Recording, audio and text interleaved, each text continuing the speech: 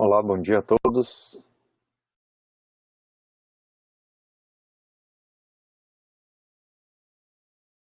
Vamos continuar aqui. Imagino que vocês todos estão me ouvindo bem.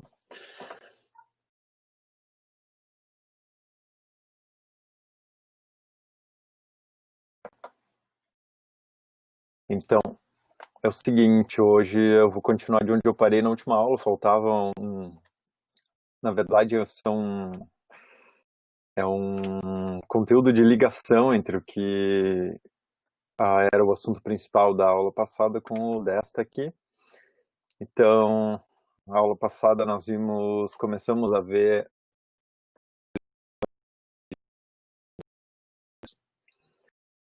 e eu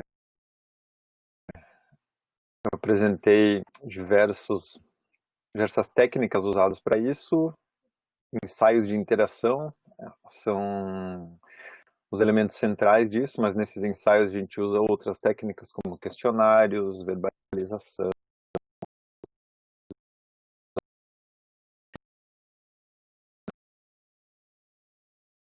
experimentos com os usuários, os ensaios que a gente faz. Essa é a parte de ligação aqui, então, de design de experimentos, tá? Eu tinha mostrado no finalzinho da aula esse vídeo, os brownies, que a gente achou uma analogia interessante para explicar os elementos envolvidos num experimento, como a gente prova a hipótese, né?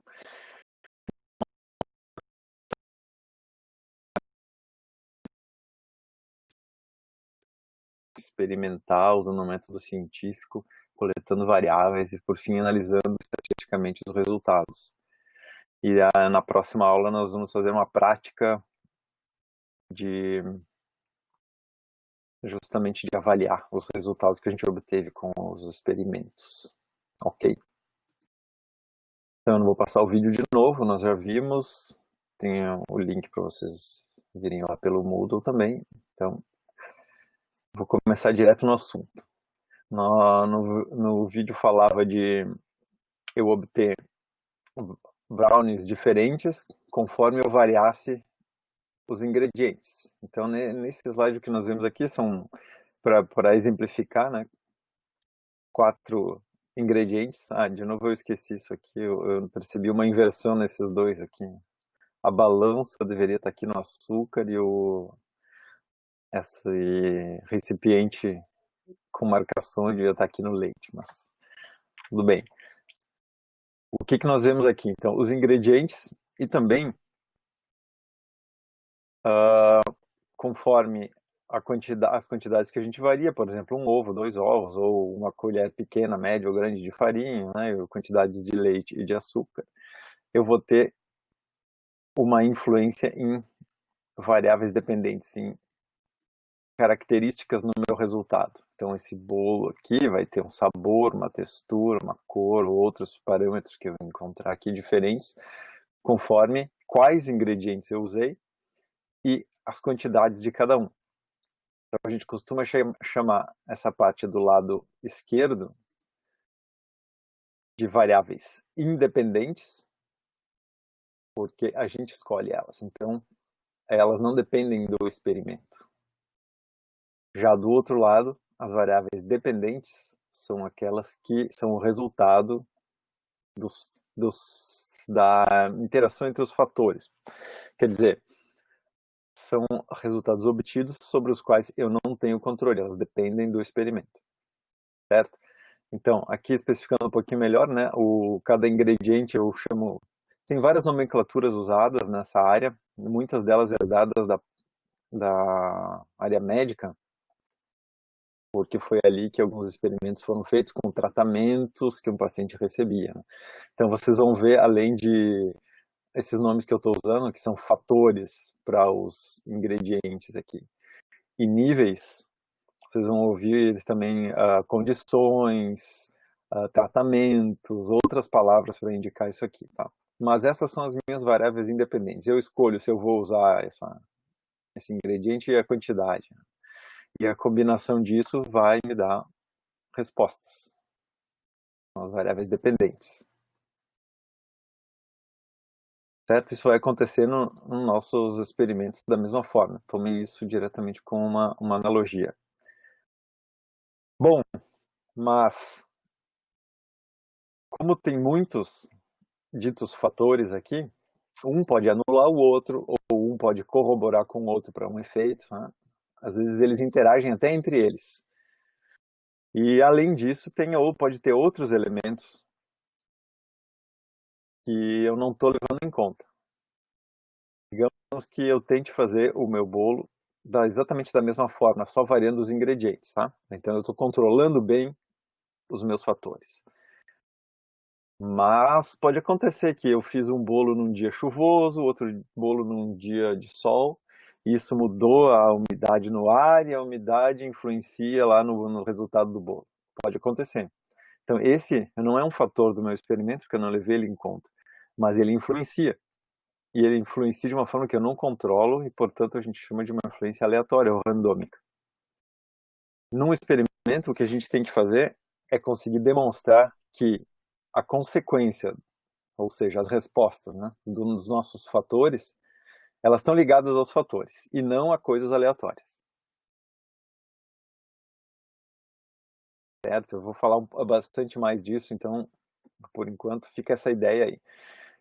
Vocês entenderam que se eu mudar as quantidades ou os ingredientes, eu vou ter um resultado diferente. E também entenderam que tem outras coisas que eu não levo em conta, como a temperatura da cozinha, se o gás acabou no meio ou não, se tinha sol e tal, né? E eu não estou interessado nessas, então eu deveria mantê-las todas constantes. Mas nem sempre a gente consegue manter todas constantes, então como tem essas influências, eu preciso, no final de tudo, saber o que é causa dessa consequência e não simplesmente uma correlação, certo? Então, vamos lá. A gente costuma ver assim, né? Um experimento está aqui, esse processo aqui do meio, e eu tenho fatores de entrada controláveis, né? As minhas variáveis independentes, e os fatores não controláveis. Estou em inglês ainda aqui, né? Esqueci, eu tinha traduzido, a gente usou esses slides num tutorial, numa conferência.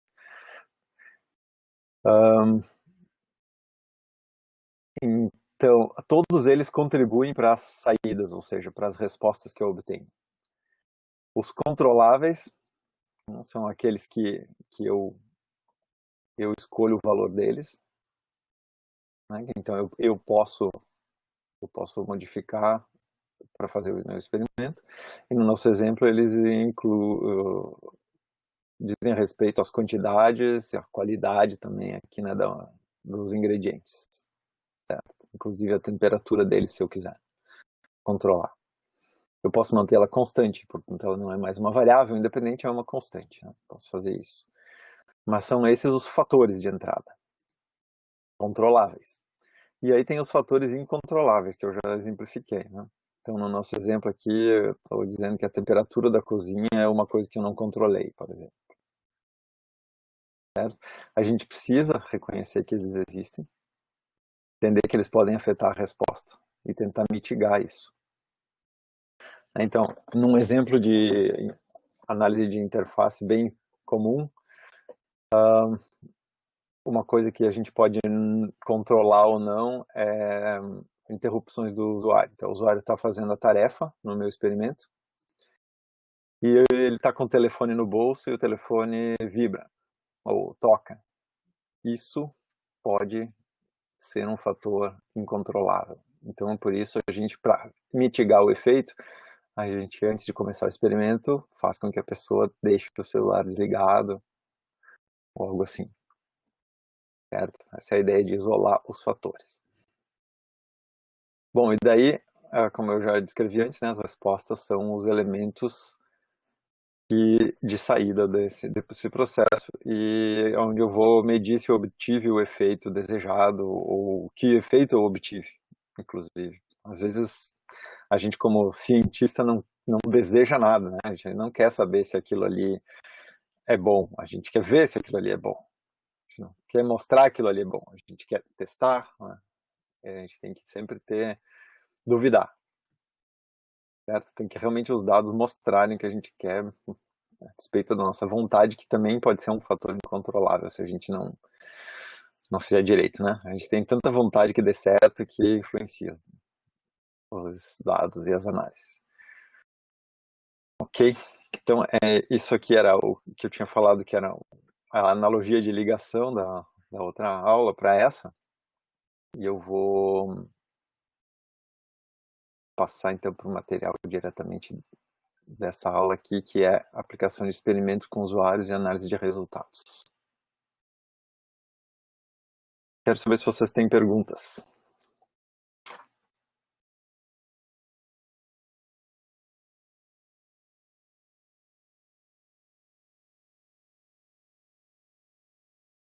Vou aproveitar e fazer uma pequena consulta aqui. Tá? A resposta é sim ou não, eu vou fazer a pergunta.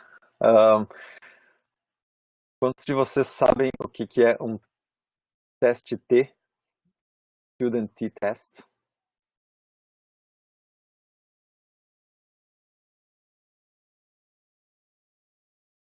Fórmula melhor a pergunta. Já ouviram falar nesse teste? Mas dá para mudar as respostas de alguns. Mas então eu vejo aqui pelas respostas que eu estou tendo que é uma minoria. Tem 1/3 dos respondentes, talvez, 1/4.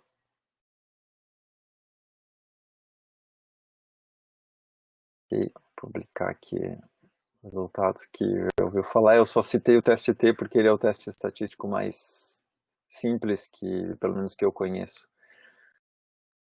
Certo. Mas nós vamos chegar lá. Tem bastante assunto antes de chegar lá no teste estatístico.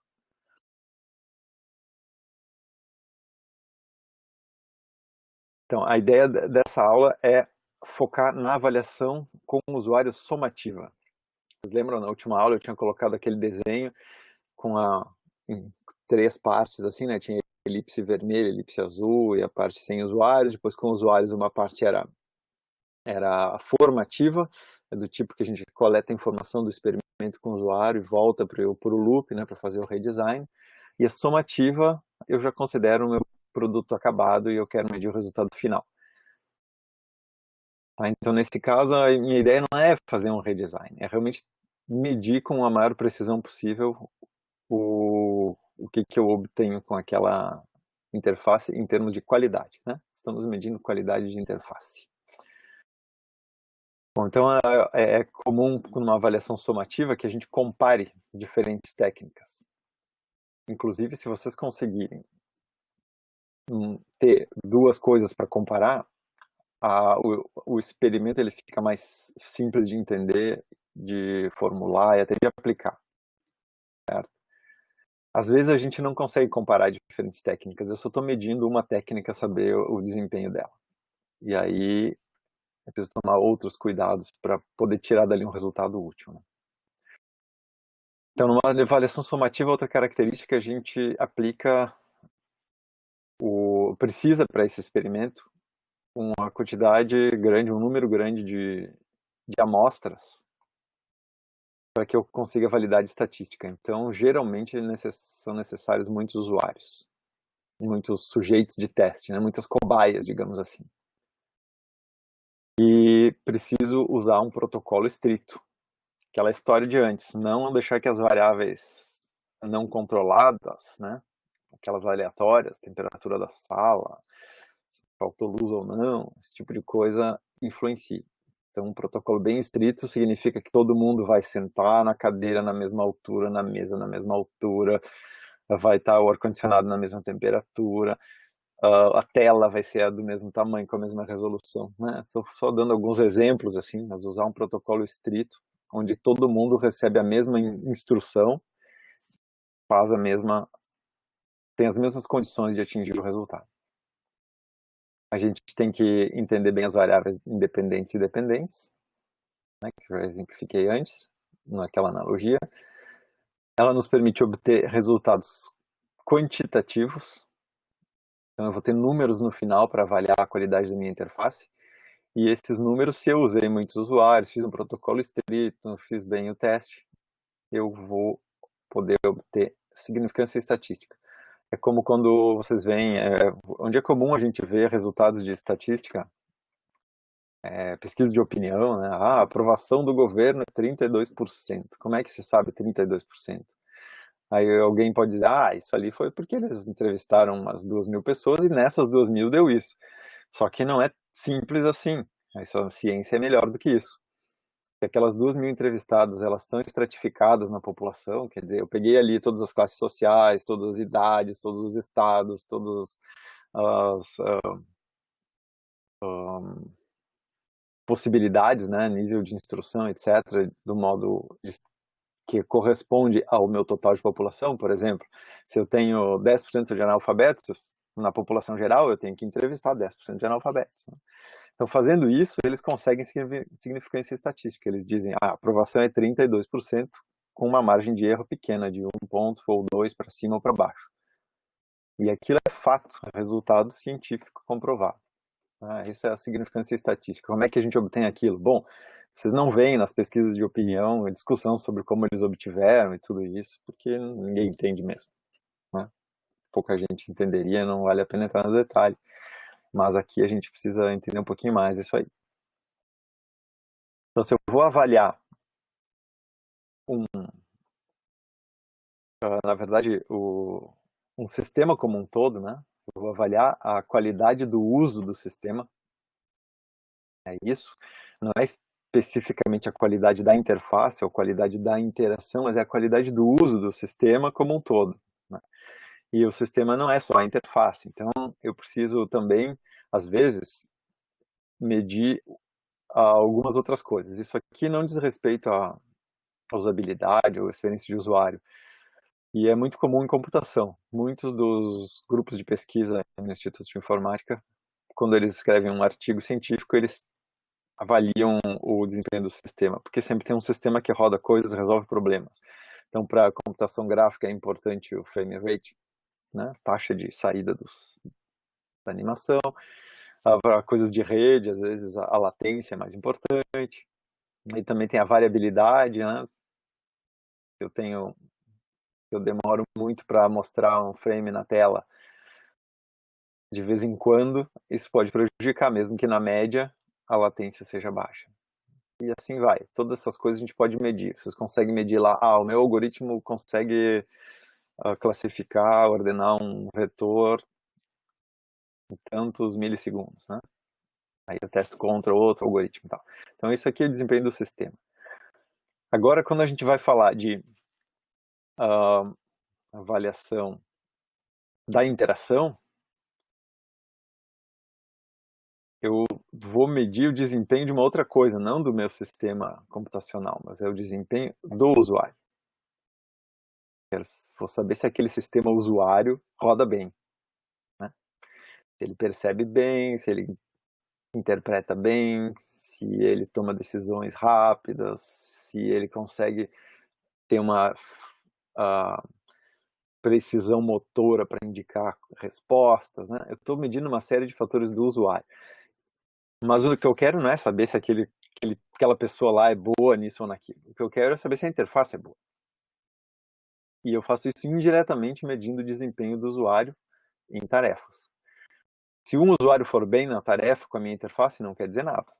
Só pode dizer que aquele usuário teve sorte, ou que ele é bom, não sei. Pode até ser que a minha interface seja boa, mas não sei. Agora, quando eu faço com muitos usuários na mesma tarefa, no meu mesmo sistema, na mesma interface, aí eu começo a ter que a única coisa comum entre todos eles é a minha interface, e, portanto, o resultado que eu obtive é uma consequência dela. O que a gente mede como desempenho do usuário? Várias coisas, que vocês podem escolher o que quiserem. Aqui eu dou alguns exemplos. Uma das coisas que às vezes a gente quer saber é se o usuário é rápido em resolver a tarefa.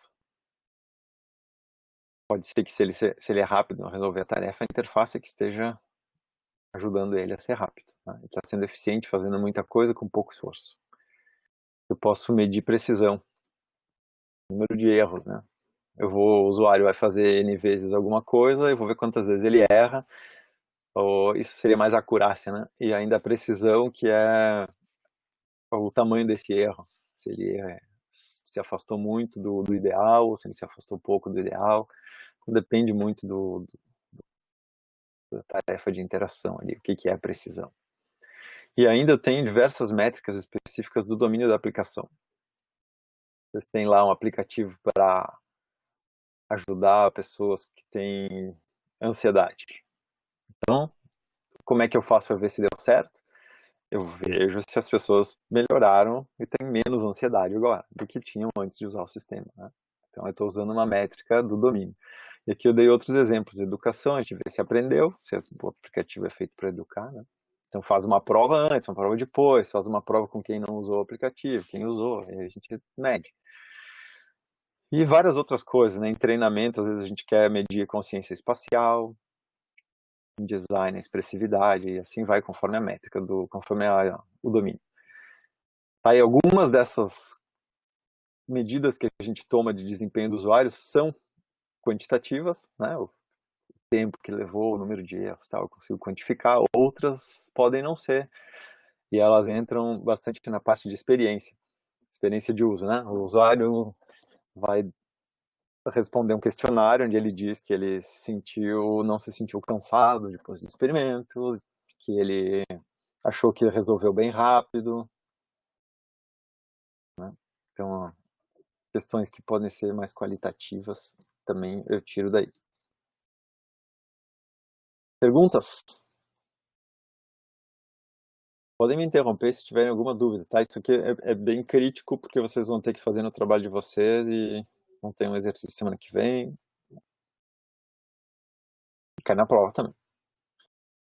Bom, é importante saber porque a avaliação, saber fazer uma avaliação abre muitas portas depois. Mesmo que não seja de usuário, tá? Isso aqui é estudos com pessoas para saber se elas... para detectar o desempenho de sistemas é muito útil profissional na nossa área. Então, começando aqui, quando eu vou fazer um estudo desses, eu preciso de uma população, de um grupo de pessoas que vai participar, que vão ser os meus usuários. Então, tem alguns questionários que a gente usa lá no início, vocês lembram daquele de perfil para coletar dados do usuário, né? Um deles é se o usuário é destro ou canhoto, isso pode influenciar. O mouse está do lado direito, a minha interface tem botões, não é só um teclado, ela tem botões aqui e ali e tal, né? Então, é importante saber. Se eu perguntar para os usuários diretamente, é destro ou canhoto? O que eles vão responder? Eles são muito estranhos, os usuários. Eles fazem raciocínios imprevisíveis. Então, uma das coisas é que eu pergunto se ele é destro ou canhoto, ele é canhoto. E ele pensa assim, não, mas o mouse está do lado direito e eu uso sempre o mouse com o lado direito, mesmo sendo canhoto. Então, eu vou responder que eu sou destro. Aí eles fazem esse tipo de raciocínio. Por isso tem um questionário como esse é um exemplo desse tipo de questão, né? Em que a gente não pergunta se ele é destro ou canhoto, a gente faz isso aqui, ó. Marque a caixa que melhor descreve com qual mão você usa, qual mão você usa para fazer a atividade em questão. Daí tem escrever. Aí ele vai dizer, escrever sempre com a esquerda. Jogar uma pedra, né? Jogar alguma coisa, arremessar. Geralmente com a esquerda. Usa tesoura. Sempre com a esquerda. A escova de dentes. Não tem preferência. Aí ele vai responder aqui. E esse é o Edinburgh Inventory. É um questionário padrão que, conforme as respostas, ele calcula no final se o usuário é destro ou canhoto. Está validado e funciona. Então, vocês vão ver que quando a gente usar questionários, tem essas questões aí de não. Quanto menos o usuário saber sobre o que a gente quer e puder responder com sinceridade, melhor vai funcionar. Bom, então antes ainda de entrar no experimento, quando eu tenho uma população de teste, eu tenho que garantir os direitos dessas pessoas. Tá? Tem questões éticas, questões legais que a gente precisa levar em conta. E aí tem alguns mandamentos aí dessas questões. Que o primeiro está aqui, né? O propósito da pesquisa não pode preceder os direitos e interesses de cada sujeito participante. não posso constranger ninguém, eu não posso coagir ninguém a participar do teste. Tá? Todo mundo é livre para decidir também. E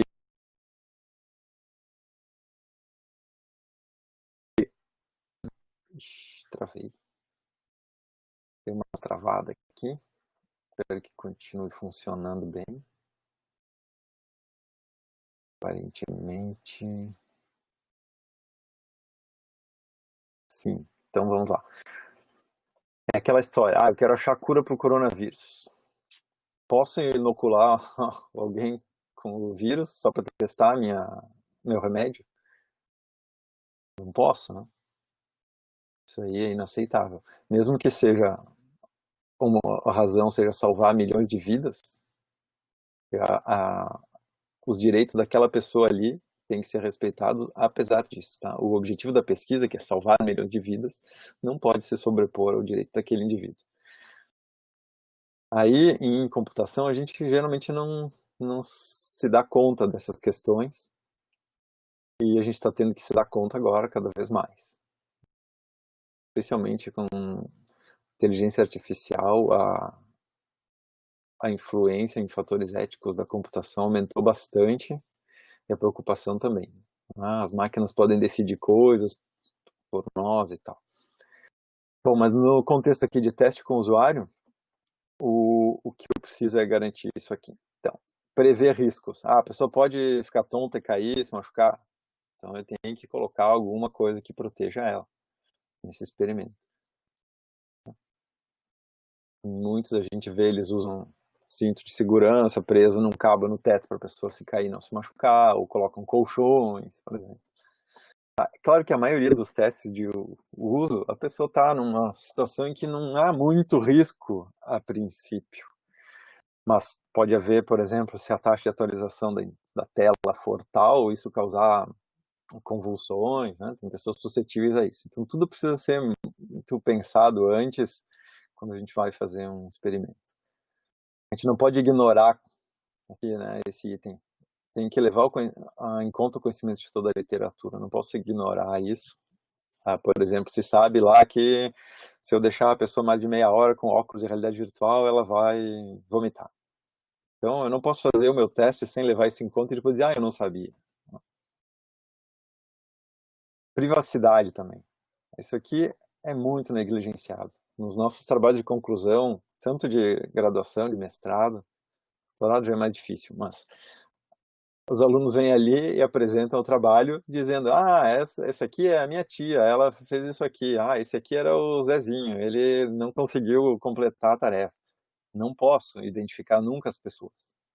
Então, essa é uma coisa que colegas de vocês dessa disciplina em outros semestres, muitas vezes chegavam na hora, eles não resistiam, mesmo sabendo, não resistiam de dizer, aqui foi a minha avó que é não enxerga muito bem e tal.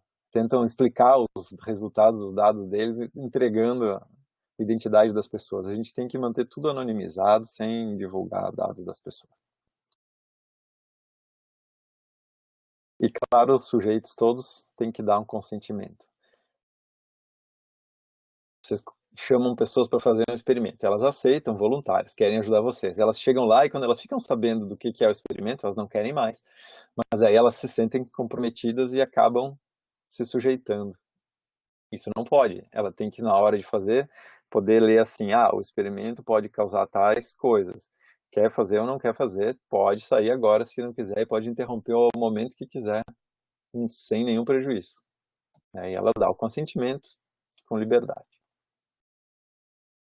Isso tudo que eu falei até agora tem se tornado cada vez mais importante, como eu disse, então eu gastei um tempo nisso aí, que eu acho que vai fazer bem para vocês. Agora, a partir daqui, nós vamos entrar mais um pouco na parte matemática do teste, que talvez seja mais fácil de seguir e menos tedioso para vocês da computação, certo? Para mim, pelo menos é. Alguma pergunta até aqui?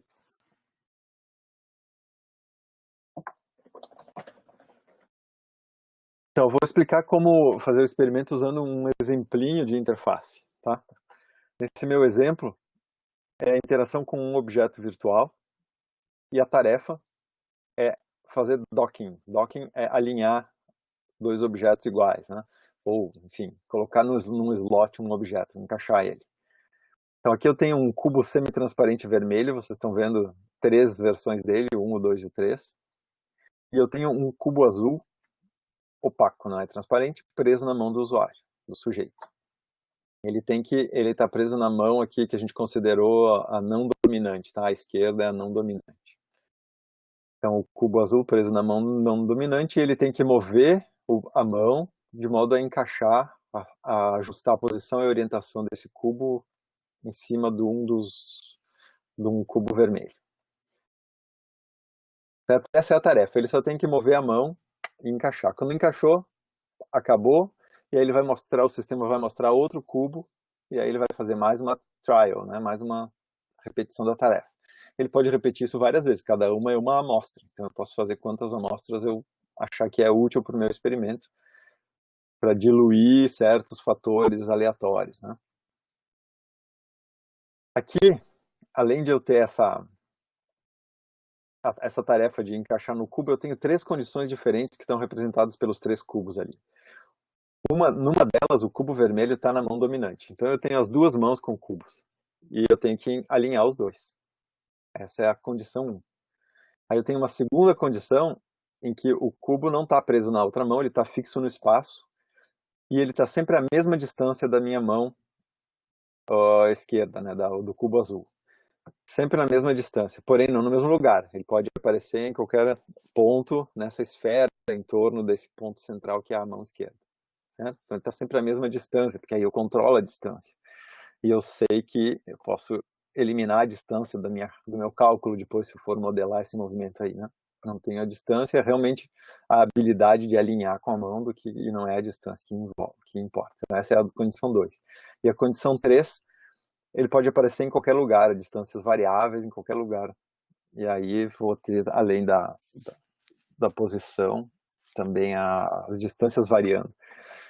Né? Sabem que a gente acostuma, às vezes, a certos gestos, né? Eu sei onde está o meu mouse, que eu sei a distância que ele está, eu só coloco a mão sem olhar aqui na minha mesa, eu acho ele, né? Porque ele está sempre naquela distância ali.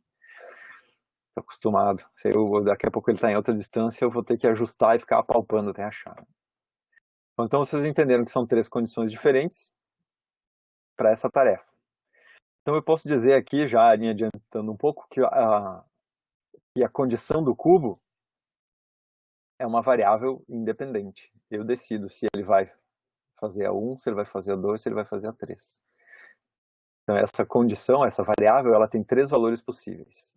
Esse e esse. Então, imagine que é uma variável ternária, né? Uma variável que pode ter 0, 1 e 2. E esse é o 0, esse é o 1, esse é o 2. Mas é uma variável só. Agora, o que eu faço para testar? O que eu quero saber ali, né? Ainda nem sei o que eu quero saber, mas aqui como aparece critério, a gente já vê ali, bom, quero medir a rapidez para executar a tarefa. De certa maneira, eu quero medir o tempo que o usuário demora para alinhar os cubos. Tá? Então eu vou selecionar uma população, aqui por acaso eram 7 mulheres, 11 homens, eu posso ter todo o detalhamento demográfico para essa população. Eu posso... e aí eu gostaria de... Enfim, vou ter que testar uma hipótese, mas eu não estou falando da hipótese ainda, eu estou só dando um exemplo de resultado aqui. O resultado possível desse experimento ali seria... Isso aqui é o resultado, a conclusão dos testes, né? A comparação dos tempos que eu tomei durante a execução mostrou que manipular objetos presos à mão foi significativamente mais rápido do que manipular objetos localizados a uma distância fixa e objetos localizados a uma distância variável. Então, para cada uma das minhas 3 condições, eu medi o tempo de cada vez que um usuário executou. Então, se cada usuário executou 10 vezes, eu tenho 10 amostras para aquele lá. Se eu tenho 10 usuários, 10 vezes 10, eu tenho 100 amostras. E aí eu vou analisar todas essas 10 amostras, essas 100 amostras, para essa condição, e comparar com a 100 de outra condição e a 100 da outra condição. pode ser 200, em outro não precisa ser no mesmo número, né? Mas eu tenho digamos assim, três vetores, né? 3 arranjos de números que estão os tempos para executar essas tarefas. E eu vou comparar, e ao final eu vou ver se tem diferença, e se essa diferença é significativa. O que é significativo aqui? Não quer dizer que ela é grande ou que ela é pequena. Quer dizer que ela é reprodutível, que ela sempre acontece. Se eu testar com outros 10 usuários, com chineses, com esquimós, se eu testar num dia quente, num dia frio, né, variando outras coisas aleatórias, ainda assim, é tão forte a influência das minhas 3 condições, que a mão, o objeto preso à mão sempre vai dar mais rápido. Mais ou menos essa é a interpretação que a gente precisa fazer lá no final. A ideia não é dizer, no meu teste que eu fiz aqui com essas 5 pessoas, deu isso, mas em outro teste pode dar outra coisa. Não, é fazer um teste que eu possa generalizar. Ele tem que ter significância estatística. Estão seguindo?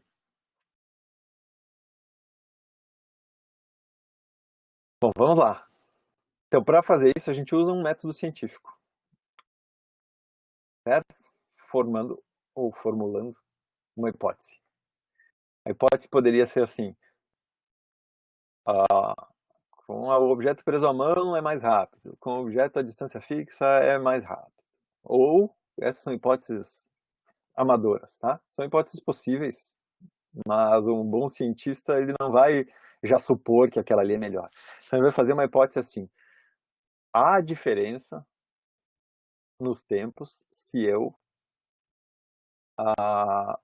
aplicar essas condições diferentes aqui, eu vou ter tempos diferentes.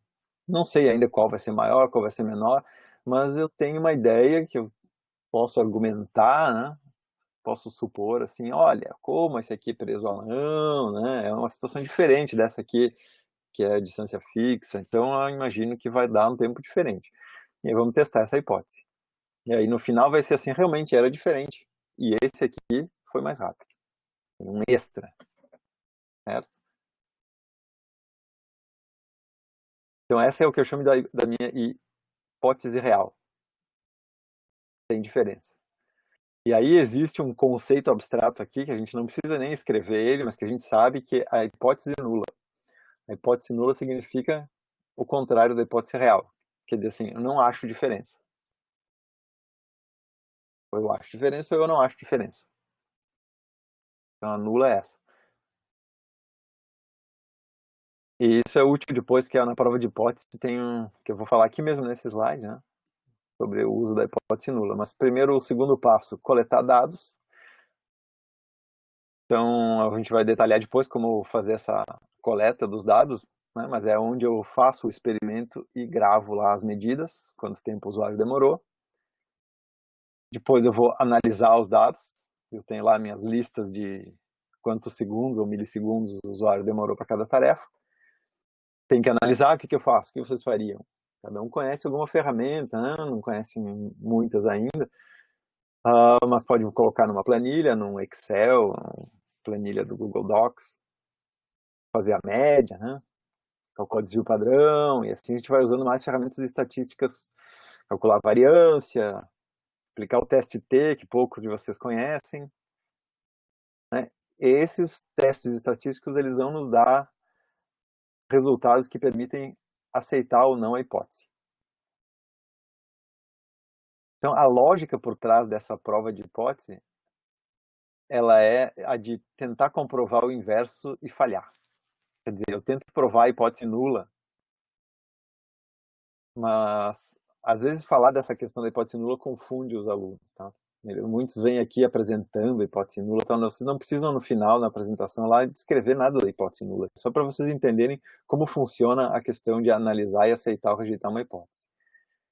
Então, se eu fizer, digamos que eu pense assim, bom, a minha hipótese é que tem diferença, eu vou fazer um experimento para tentar provar que é a mesma coisa, que dá na mesma. E aí eu vou lá e monto, coleto os dados, e esses testes que eu falei antes, o teste T, por exemplo, ele me dá como resultado a probabilidade da hipótese nula ser verdadeira. Então ele está tentando provar a hipótese nula, e ele dá a probabilidade. Daí, se essa probabilidade é bem pequena, então eu posso dizer, não dá para provar a hipótese nula, porque ela é tão pequena que ela provavelmente não é verdade, então a hipótese real é verdadeira e eu provei a minha hipótese. Né? É o que está escrito aqui, né? A hipótese nula é o oposto da hipótese. Se eu provar a falsidade da hipótese nula, então a minha hipótese fica provada como verdadeira. Essa é a lógica por trás do método, mas que vocês conseguem fazer experimento e tudo sem entender essa lógica, se fosse o caso. Tá? Eu estou aqui explicando, vocês saibam que existe isso. Mas adiante vai ficar um pouquinho mais claro. Tá, agora eu vou mostrar aqui um caso real que a gente fez no experimento.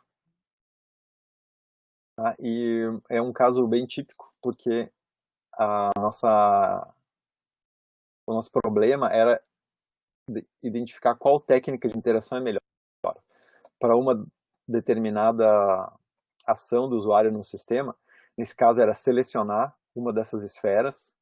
Isso aqui era feito num ambiente de realidade virtual, mas eram só esferas, bolinhas, a uma distância determinada do usuário, e ele tinha que selecionar uma delas. A gente indica ela em amarelo e ele tem que apontar e selecionar, tem que conseguir identificar ela. Então, para selecionar numa tela 2D como essa que eu estou usando aqui, eu vou mover o meu cursor, vocês estão vendo a bolinha vermelha aqui, por exemplo, vou selecionar o O aqui do experimento. Eu movo ele aqui, clico, selecionei. Né? É um jeito.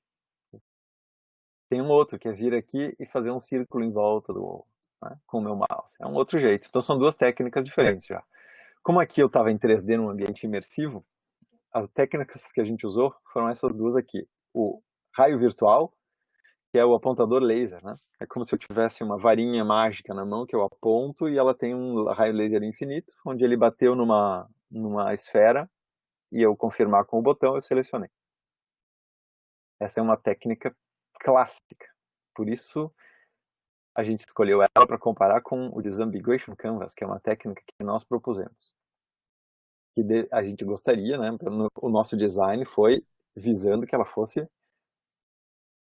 tivesse características melhores do que o raio virtual, em algum aspecto pelo menos. E a gente foi avaliar qual era a diferença entre os dois. Então, como é que era a técnica? Vocês lembram do Loop Cursor que eu mostrei, né? Aquele que alguém aponta numa tela com vários monitores, assim, aponta com o celular e tem um retângulo e aí consegue selecionar os objetos.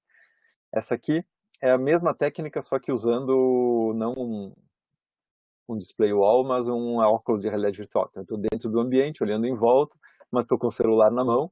Eu não preciso ver o celular, né? Ele só serve para apontar, como uma varinha mágica. Quando eu aponto, eu tenho, na verdade, essa esfera cinza aqui de trás, que move junto com a minha mão. E todos as bolinhas azuis que estiverem dentro dessa esfera cinza, elas são pré-selecionadas.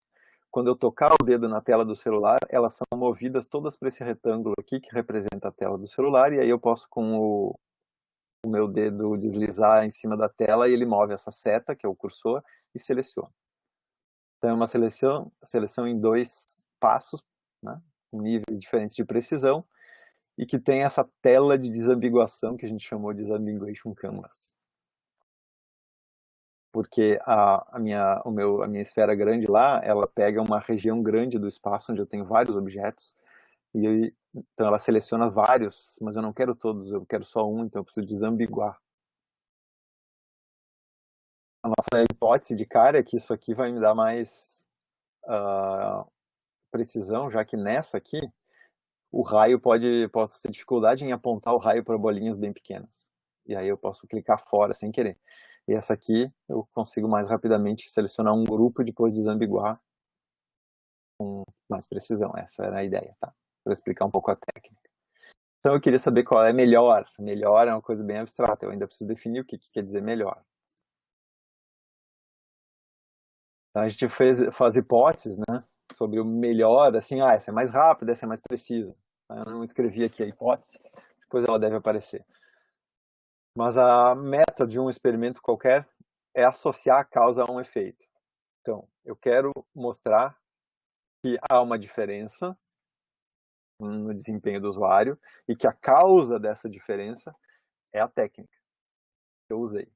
Então, essa diferença, se eu usar raio ou se eu usar canvas, vai dar uma diferença. Então, aqui eu tenho que, eu estou presumindo que não é uma outra causa, como por exemplo o ar-condicionado estar ligado, que deu a diferença. E se eu tiver com ele ligado ou desligado, ainda assim a influência do ar é pequena, mas a influência da técnica é grande o suficiente para ser detectada no meu experimento.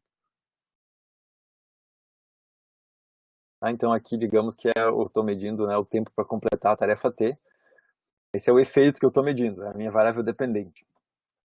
Eu meço todos os efeitos e vou ver se a causa é aquela ali, né? Então eu vario a causa. Eu venho lá, a pessoa faz 5 vezes com o raio, depois ela faz 5 vezes com o canvas, vai embora, daí vem outra pessoa. Também faz 5 vezes com cada, só que agora eu alterno a ordem, né, para não dar efeito de aprendizado. Agora a pessoa faz 5 vezes com o canvas, 5 vezes com o raio. Né, vou ter que cuidar disso. Depois eu vou voltar a alertar para essa necessidade. Então eu vario a causa e meço sempre o efeito. Meço o tempo para causas diferentes, para condições diferentes. E aí vem aquele problema de antes, né? Eu coletei dados de tempo, eles são diferentes, é óbvio que são, né? Dificilmente eu chamando várias pessoas para fazer várias seleções, elas vão demorar sempre o mesmo tempo. Certamente vai ter diferenças ali.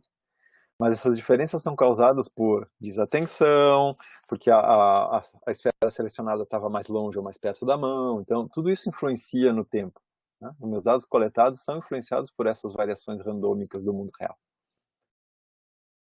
Mas eles também são influenciados pela minha causa aqui. E se a influência mais forte é da variação randômica, então as conclusões são incertas. E aí, o que vai acontecer no final do meu teste? Eu não consegui provar que a técnica, ou seja, que raio ou canvas vão ter um efeito de alterar o tempo. Ainda assim, eu tenho tempos diferentes, mas eu não consegui provar que aquela é a causa. Não é assim que, eu provei que aquilo não importa. E se eu provar que a causa, que a técnica que eu usei, tanto faz usar uma ou outra, dá ao mesmo tempo, isso já é uma prova. O pior é quando a variação randômica é tão grande que eu não provo nem que sim, nem que não. Eu não sei se a minha técnica conseguiu ter um efeito, porque tinha tantas outras coisas influenciando no meu teste. Né? Eu vou dar cloriquina para as pessoas que têm cloroquina, né? Para as pessoas que têm coronavírus. Algumas melhoraram, outras não. 90% melhorou. Então cloroquina é bom. O que vocês acham? Tá certo falar isso? 10% morreram. As outras 90% melhoraram. Então é bom. Não, né? Eu preciso ter um grupo de controle, onde eu não dei cloroquina e vejo se deu 90% também, então não fez diferença. Se deu 91%, bom, daí vamos analisar. Né? Tem muitas coisas que podem impactar. A nossa ideia de um experimento é algo bem controlado, que não dependa de coisas externas e que eu possa tirar uma certeza no final.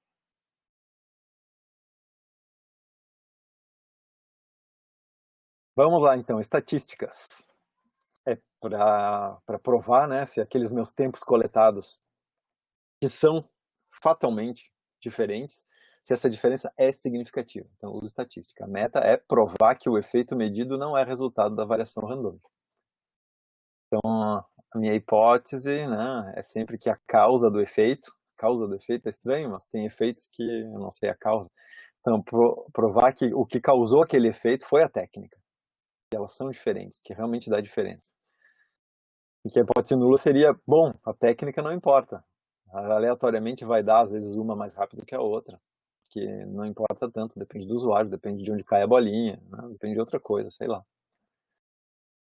Então, o que está causando aquele efeito são outras coisas que eu não estou levando em conta, e não a minha interface. E aí, no meu processo de teste estatístico, é aquela coisa, eu tento provar que a hipótese nula é falsa, né? E se a hipótese nula é verdadeira, quer dizer que a probabilidade de ela ocorrer não é desprezível? Então, aqui é difícil ler essa frase, né? Talvez eu devesse começar por: se o efeito medido ocorre com probabilidade menor que 95%, o efeito medido, lembrem, é ter uma diferença nos tempos conforme a técnica que eu usei. Isso acontece em 90% dos casos, eu consigo medir o efeito. 90% das vezes o raio é mais rápido do que o canvas. Ainda assim, eu não provei nada, porque ele ocorreu, então, com uma probabilidade menor que 95%. E isso quer dizer que a hipótese nula é verdadeira, e não a hipótese real, aquela que eu quero testar. A gente costuma usar um nível de confiança, né? Aqui eu estou falando de 95%, quer dizer que o meu teste tem que ser reprodutível a mais que 95% da probabilidade para ele ser dito como, para a hipótese ser verdadeira. Em algumas pesquisas a gente usa 99%. Precisa de mais confiança. Tá? O típico para a interação no computador é 95%.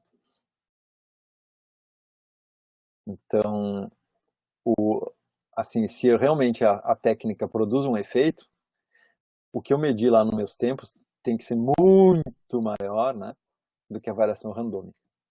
Não é assim, 50-50, tá, se eu fizesse 55-45, já ganhei. Não é assim. A prova da hipótese, ela usa a distribuição dos valores num teste estatístico mais complexo, que a gente não precisa entender, a gente só precisa usar. Tá? Então, essa é a facilidade aqui. Mas ele me dá um número lá, um resultado, que me diz a probabilidade da hipótese nula ser verdadeira.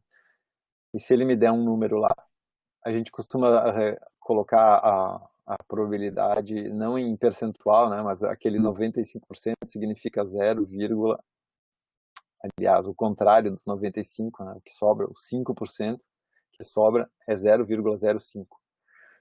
Então, os testes estatísticos, eles nos dão P de probabilidade, e se o P for menor do que 0,05, então a probabilidade da hipótese nula é menor que 5%, aí eu posso dizer que a minha hipótese é verdadeira, provei a hipótese.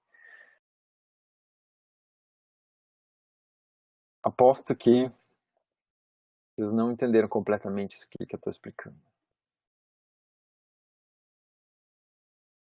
Quando a gente vê isso pela primeira vez, é difícil. Tá? Na segunda vez, é difícil. É lá pela 10ª vez que começa a cair a ficha. Assim.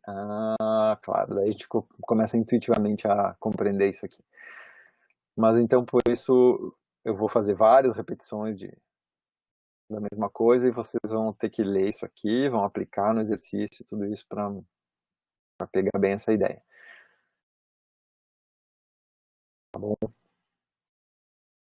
Nosso objetivo, para resumir, é coletar dados num experimento, passar esses dados para uma função estatística, lá, uma função que já está implementada no nossa ferramenta de análise estatística, e ela vai nos devolver a média, desvio padrão, uma série de coisas, e uma coisa que ela vai nos devolver é P.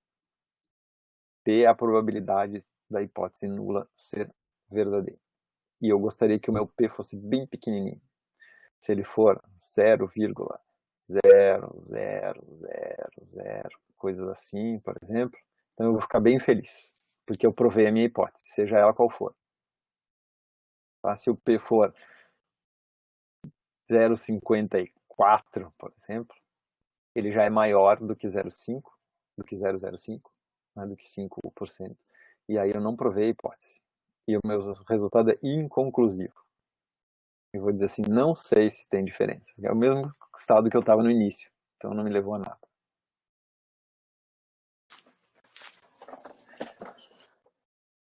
Então tá, agora eu vou pegar um outro exemplo. Vamos ver aqui nesse experimento do Disambiguation Canvas, né, o mesmo, só que agora olhando ele mais completo. Eu tinha, para ver as variáveis, né, as variáveis independentes, a gente tinha 3, na verdade. além da técnica, que a gente já falou, né, raio ou canvas, eu tinha tamanho do objeto, a esferinha que eu estou selecionando lá, ela vai ter 1, 2 ou 3 centímetros. Claro que uma técnica pode ser melhor para esferas grandes do que pequenas, então eu não sei, aí eu preciso usar essa variável a mais e testar. Densidade de objetos. Se o meu grid de bolinhas tiver 9 por 9, 18 por 18, 27 por 27, né, isso influencia. Em muitas técnicas de interação em 3D, a gente sabe que a poluição no ambiente, né, ter cluttering, ter muitos objetos, dificulta selecionar um, porque ele pode estar escondido atrás do outro. Então, densidade era importante por isso. E a gente definiu essas 3 variáveis independentes. Quer dizer que uma pessoa que veio testar, ela testou o raio virtual com 1 centímetro num grid de 9. O raio virtual com 2 centímetros num grid de 9. Depois o canvas com 1 centímetro no grid de 18. Canvas com 1 centímetro no grid de 27. Tá? Tem que combinar essas variáveis, esses tratamentos, né, os valores das variáveis. Então é 2 vezes 3 vezes 3, dá 18 combinações já. E aí, cada pessoa tem que fazer 18 coletas para ter uma amostra, né, espalhada nessas variáveis. Então procurem, quando forem modelar qualquer teste, diminuir o número de variáveis independentes. Se vocês tiverem uma só, melhor. Se tiver 2, o teste já fica mais longo e complicado. Com 3 fica muito complicado. Mais que isso, fica inviável. Vocês não vão achar sujeitos que se sujeitem a fazer esse teste. Tá? Porque ele vai passar horas ali fazendo, então não convém. Já as variáveis dependentes, que é o que a gente mede, pode ser milhares de coisas. Porque o usuário toma lá, faz uma ação e pronto, eu coletei tudo. Não custa coletar tudo, né? Então, tempo, número de erros, para onde ele olhou, quanto tempo ele fixou numa só, sei lá, vocês podem inventar o que quiserem aqui de variáveis dependentes, depende do caso. É o que é medido.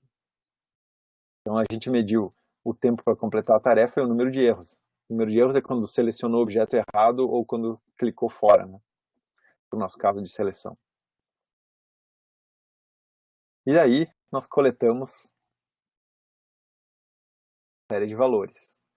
Agora aqui, para não pegar todas as variáveis do experimento, eu vou me concentrar na variável 1, que é a técnica, raio e canvas. E aí eu agrupei aqui a variável 2, tipo de tarefa. Tá? Tarefa 1 pode ser selecionar no grid de 9, tarefa 2, selecionar no grid de 18, tarefa 3 no grid de 27. Tá? Não importa o que é aqui a tarefa, mas eu tenho 3. E então, 2 variáveis independentes. Daí eu tenho esse design 2 por 3. Eu tenho que cruzar 2 vezes 3. E aí eu tenho 6 células aqui.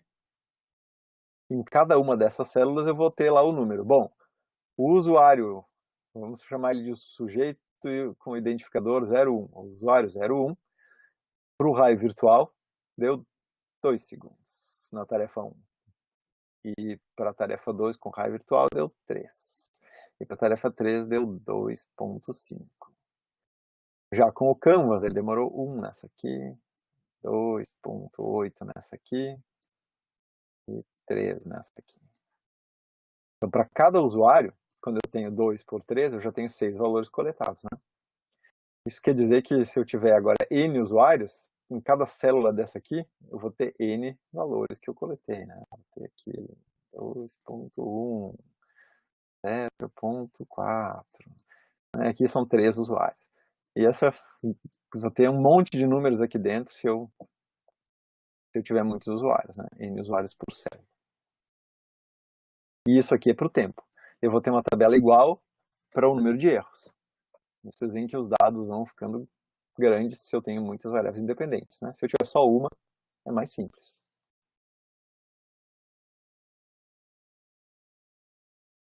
Bom, agora eu falo que eu vou pegar uns sujeitos que vão vir ali testar, né? Digamos que eu tenha aqui no nosso teste 9 pessoas que vêm testar. Essas 9, elas podem executar todos os tratamentos. Lembra que eu falei que tinha nomes diferentes, né? O que é tratamento?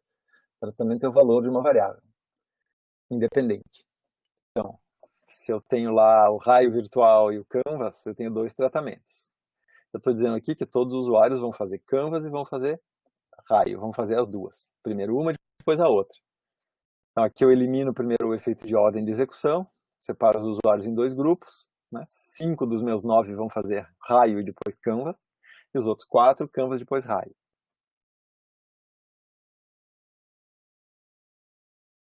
Por acaso aí deu um número ímpar, né? E aí a divisão não é igual. Pode ser igual, pode não ser igual, de preferência que seja balanceado. Para eu poder eliminar o efeito de ordem, que o efeito de ordem é uma daquelas variações randômicas. Se todo mundo fizer primeiro raio e depois canvas, essa ordem tem uma influência, porque ao fazer o raio, por mais que seja diferente do canvas, a pessoa aprende algo sobre a tarefa, né, e ela já vai melhor quando ela executa depois. Então eu tenho que contrabalancear isso. E nesse caso, para os meus 9 usuários, eu tenho 9 valores em cada célula daquela tabela do slide anterior. Mas isso é um experimento within subjects, onde eu tenho amostras repetidas, quer dizer, medidas repetidas, dá na mesma. Com os mesmos usuários fazem tudo.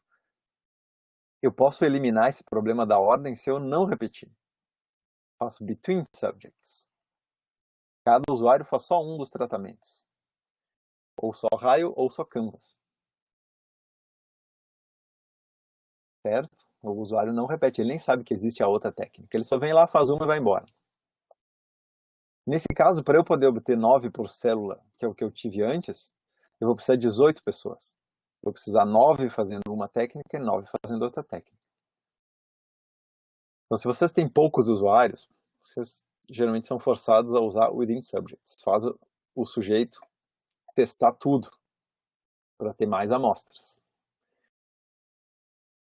Mas, se vocês têm bastante usuários, vocês podem fazer between subjects. E aí vocês usam menos tempo de cada usuário, que é uma vantagem. E outra vantagem é que não precisam eliminar o efeito de ordem. Em alguns casos é necessário que seja between subjects. Por exemplo, nos casos de testar um medicamento, eu não posso dar o remédio para uns e depois não dar. Né? Eu tenho que ou eu dou ou eu não dou. Aí eu sou obrigado a separar between subjects. Mas em IHC é bem comum a gente fazer testes within subjects. A não ser em casos específicos, por exemplo, numa interface que a pessoa nem consegue completar porque ela é muito desgastante, ou deixa enjoado e daí ela vai prejudicar a outra, né? Então, nesses casos a gente evita. Eu estou tendo aqui notificação de conectividade fraca, não sei se está dando bem para todo mundo.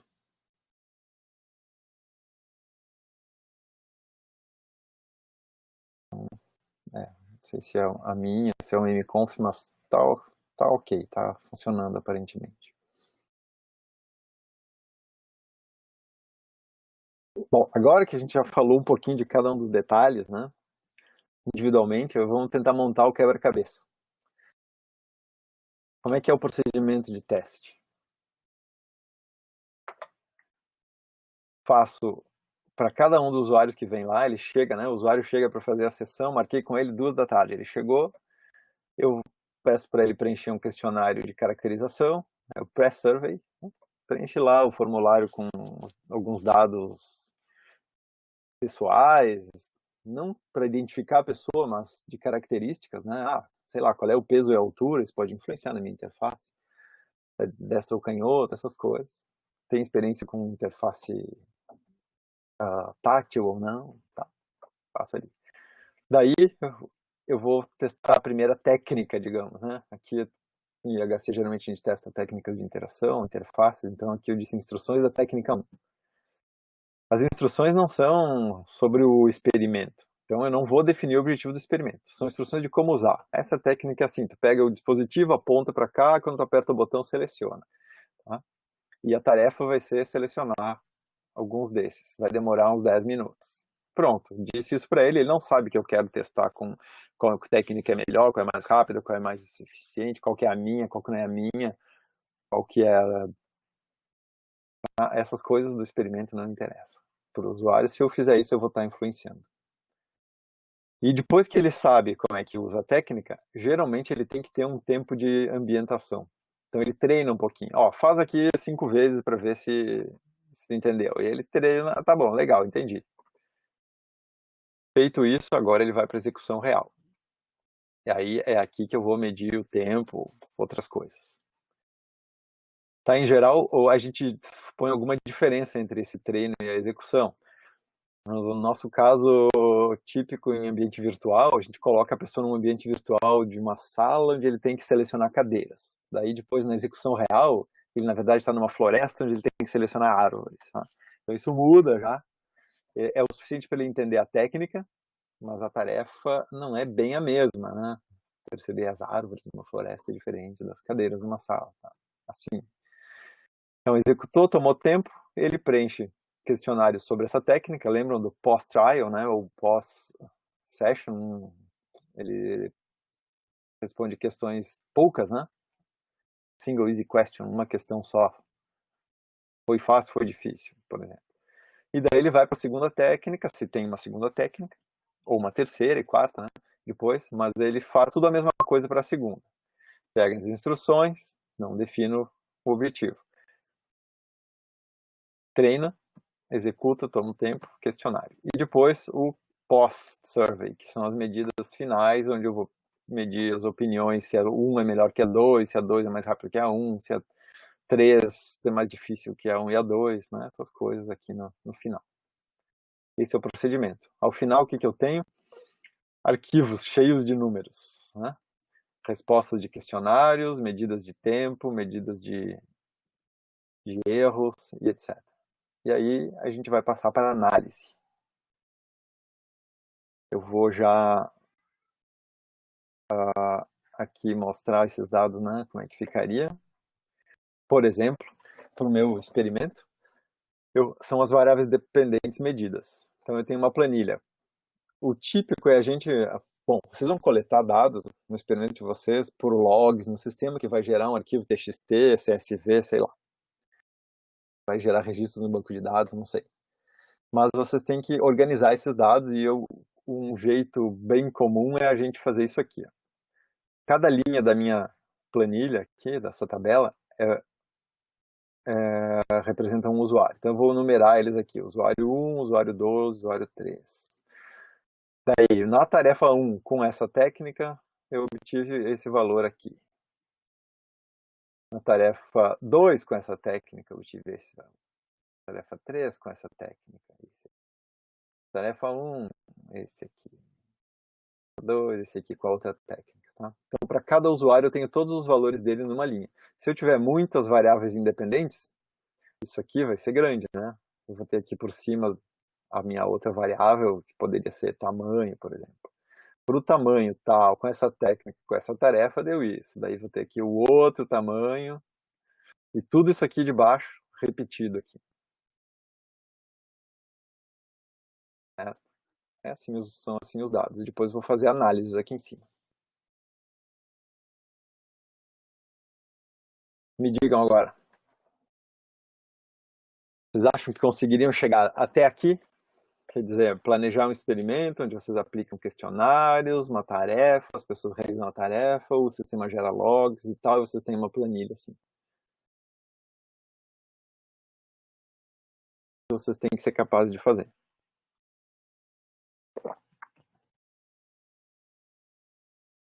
Certo?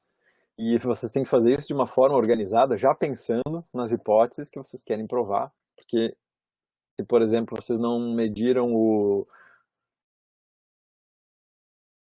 não contaram o número de erros, e chegou lá e a hipótese era ver a precisão, vocês não têm agora a medida do número de erros, e aí não vão conseguir fazer.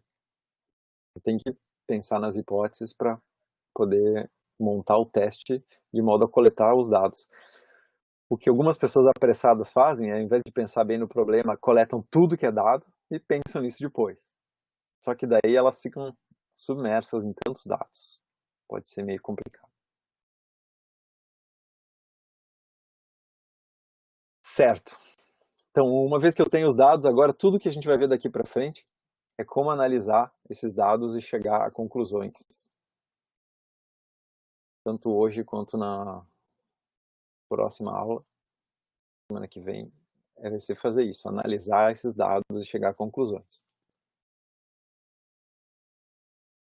Então, alguma pergunta sobre o antes? Como montar um experimento, coletar esses dados, as variáveis, dependentes, independentes?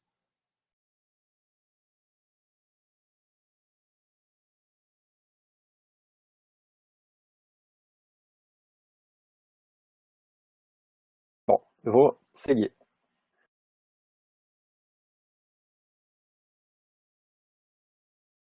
Primeira coisa que a gente faz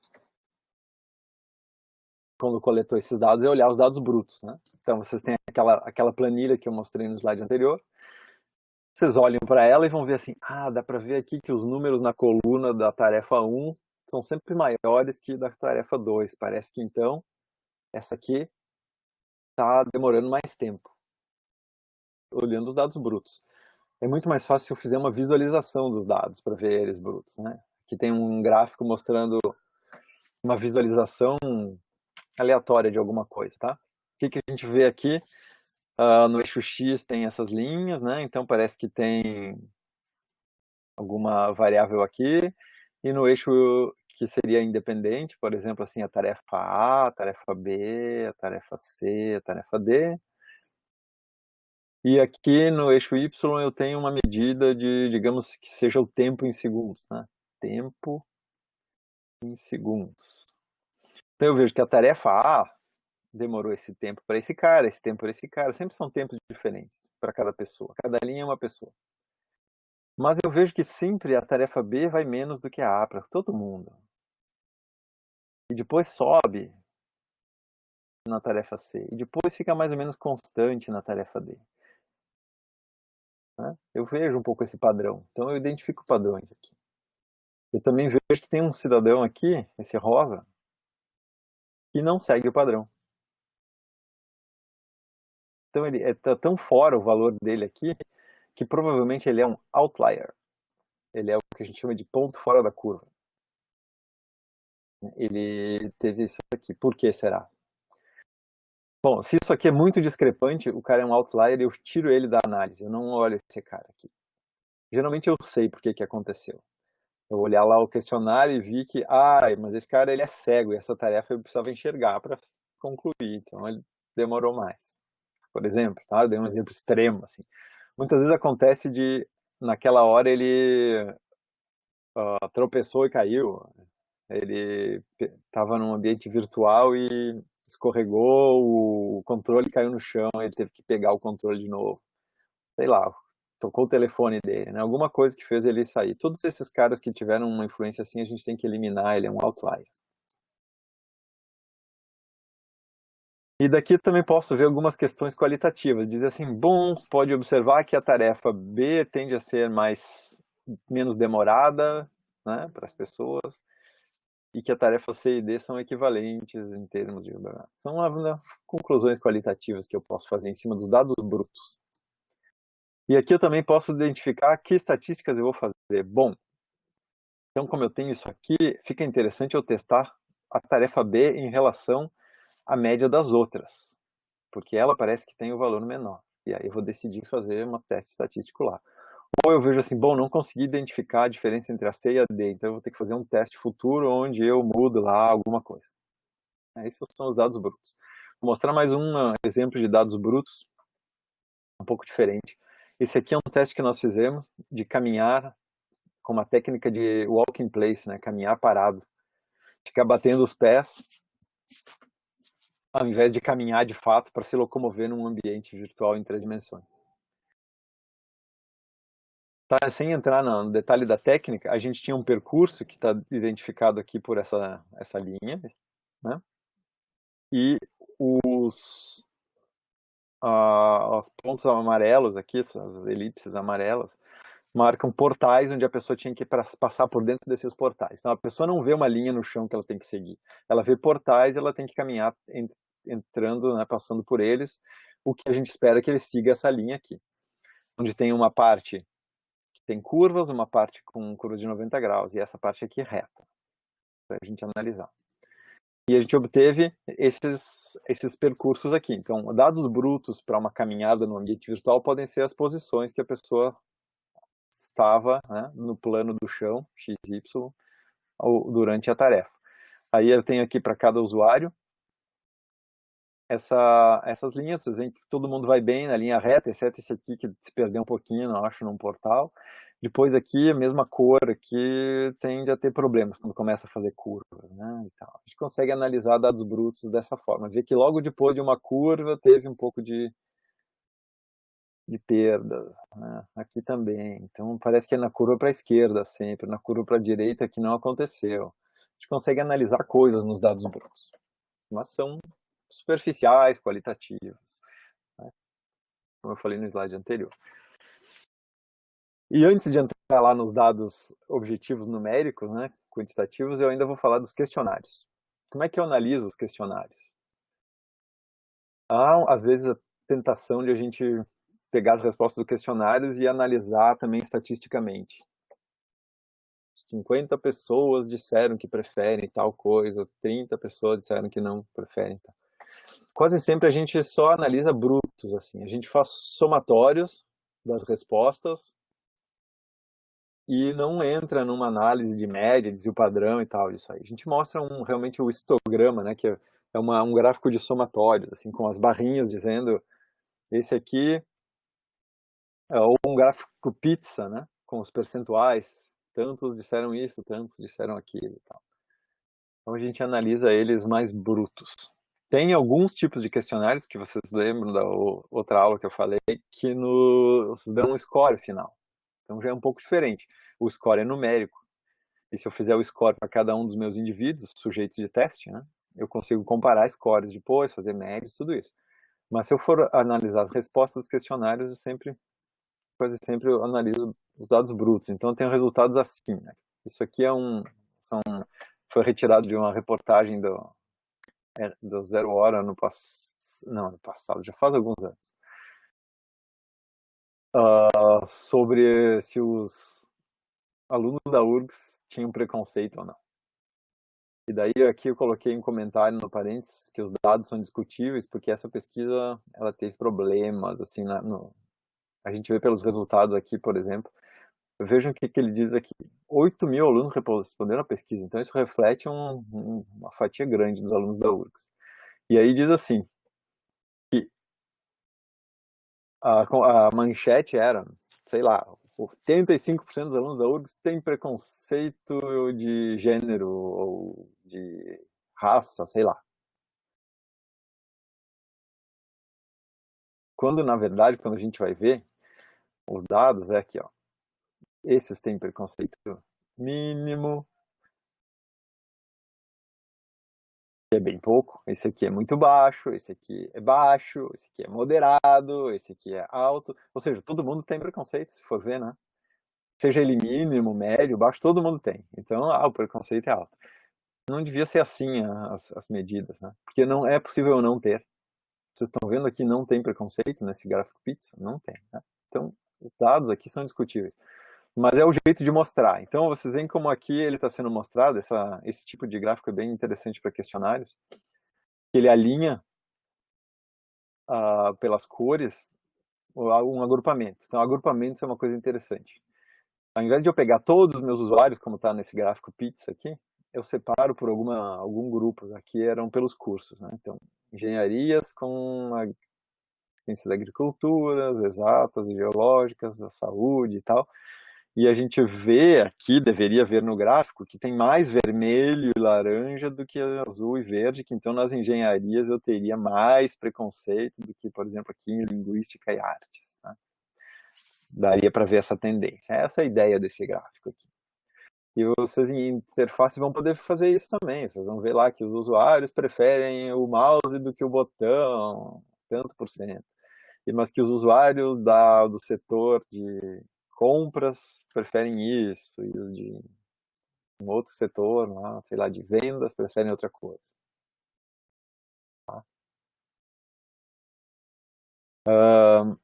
A mesma coisa vocês estão vendo aqui, usar, ao invés de simplesmente barrinhas ou números para dizer, os homens é tanto, as mulheres é tanto, eles colocaram o tamanho do bonequinho. Assim. Então aqui o que vocês deveriam ver é que esse aqui é maior que aquele. E a conclusão deles, de novo, os dados são discutíveis, é que homens são mais preconceituosos que as mulheres, quando na verdade dá praticamente um empate, né? Mas botar a silhueta masculina e feminina já é quase ser um preconceito, porque aqui a mulher tem que usar salto e saia, e o homem tá, parece, usando um terno e sapato. Então eles estão sendo preconceituosos até a usar a figurinha. Mas fora isso, ter representações assim gráficas ajuda bastante. Ok? Então o questionário a gente analisa mais ou menos desse jeito aí.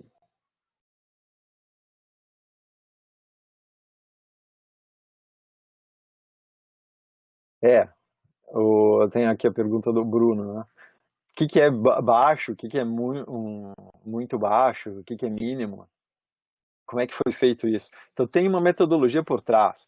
É evidente que se a gente for ver a pesquisa, lá dentro eles devem estar dizendo assim: foi feita essa distribuição estatística e, né, a partir de tal nível é tanto, se respondeu a essas perguntas dessa forma, se enquadra aqui e tal, que aqui não está mostrando. Mas o que saiu na imprensa foi só isso aqui. Então é complicado, né?